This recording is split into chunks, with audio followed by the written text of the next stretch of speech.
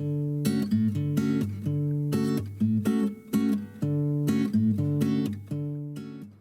this is Ginger from My Sister Scrapper. Today I have a layout I want to share with you for Graphic 45 Design Team Blog. This is a pocket page layout, and what I did was I don't have it in the pockets, but so you can see it better, so there's not a lot of glare. For this project, I did use the new Graphic 45 Baby to Bride Classic Collection, the one that they're bringing back. And it's perfect for a baby. And my niece and nephew had a new little girl, so it was perfect. So what I did, this is a 4x6, 3x4, 3x4, and then I have 3x4 here, 4x6, two more 3x4s, and a 4x6. And these were cut aparts. This, and this were all cut aparts from the paper collection.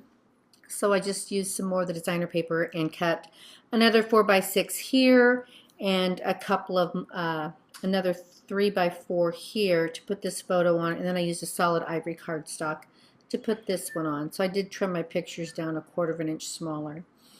So what I did here is I went ahead and layered on some little lace doilies I had in my stash, and then these letters I spelled out her name came from the Botanical Tea sticker collection. I have some chunky twine here from Stampin' Up, some little flat back pearls.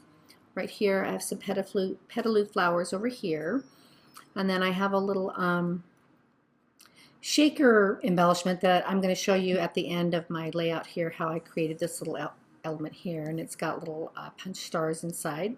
Another little bow here, another doily, another cutout from the paper collection.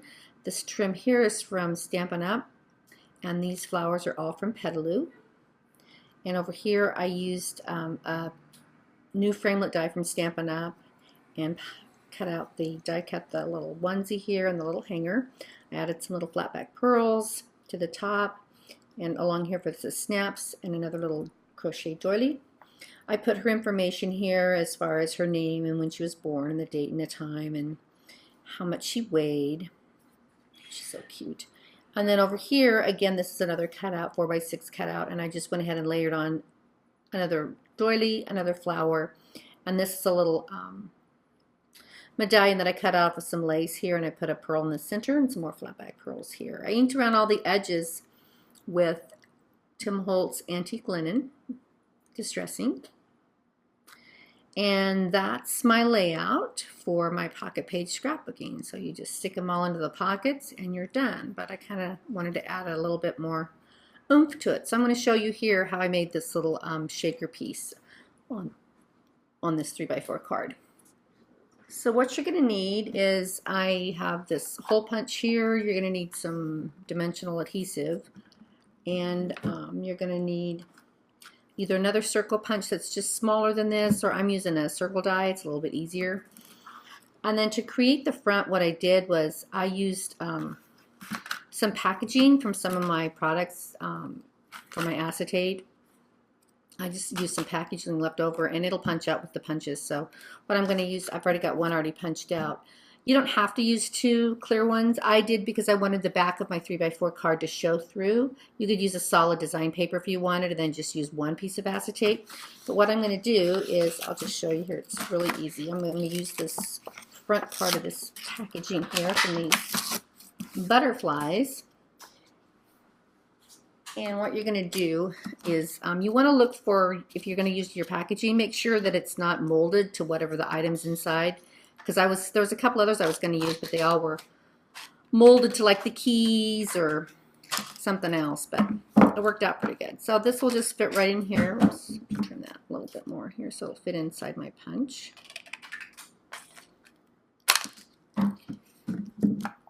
So I'm going to stick this in here like this, and I'm going to punch.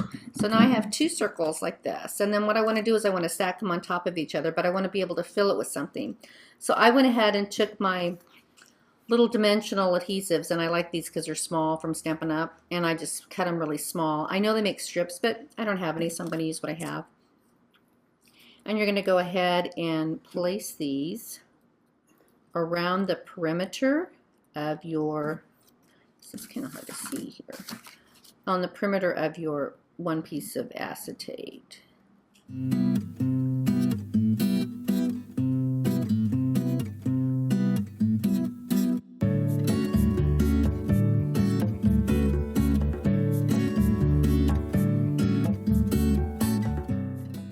Okay, so once you get all of those on there, then what you can do is you go ahead and you can put in whatever you want.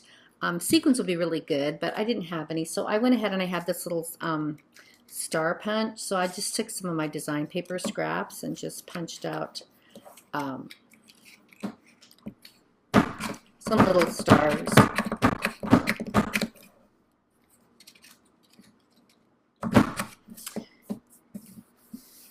And you're just going to put them in there. I will tell you that there's quite a bit of static cling, so they will kind of like fly up when you when you get them in there. So then I put those in. Like I said, sequins would be really cute, but I didn't have any, or maybe some little micro beads. I just wasn't sure if they would come out the side. But then you're going to go ahead and take the paper off of your dimensionals here, the other side of the backing.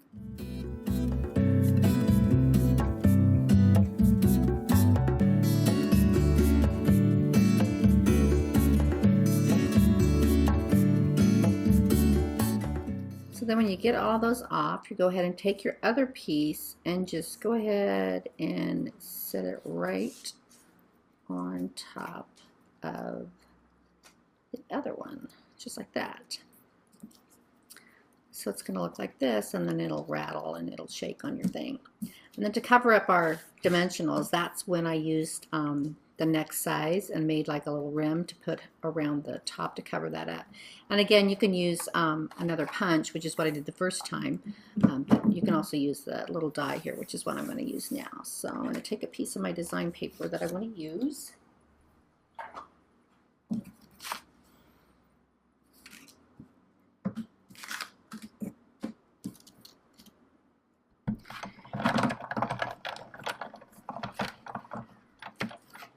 And I'm going to put this in here using my fabulous magnetic platform. Love it. Set that on top. And then through the big shot.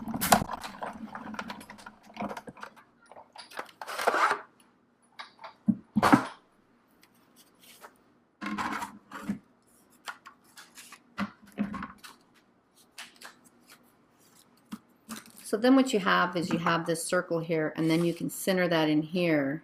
And you can go ahead and punch.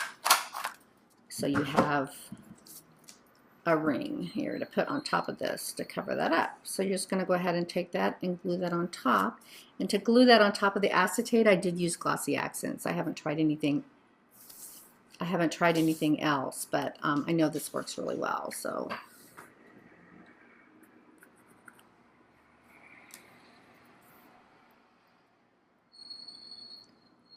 I just put a little bead of glue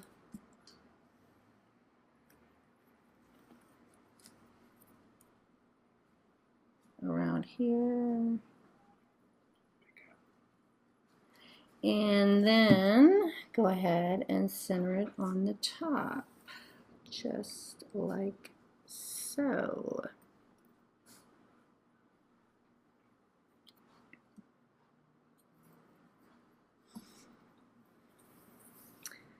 So there you go. That's your little shaker piece. And then I went ahead and added a little bow here to the top of mine.